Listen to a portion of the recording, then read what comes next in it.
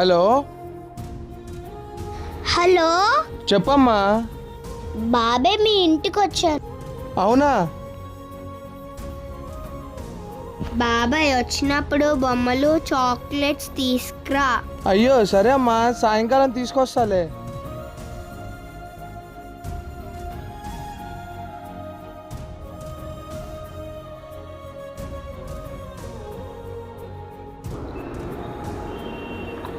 సాయంకాలంకి అయిపోద్ది కానీ నాకు కొంచెం డబ్బులు కావాలండి. ఊరు నుంచి అన్నయ్య వాళ్ళ పిల్లలు వచ్చారు, వాళ్ళకి ఏమైనా తీసుకెళ్దామని. నువ్వు కష్టపడిన డబ్బులన్నీ ఎప్పుడు మీ అన్నల పిల్లలకేనా? నీకంటే ఏం లేదా?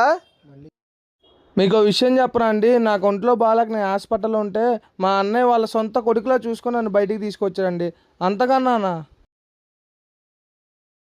సరే సాయంకాలం పని అయిపోయాక తీసుకుని వెళ్ళు.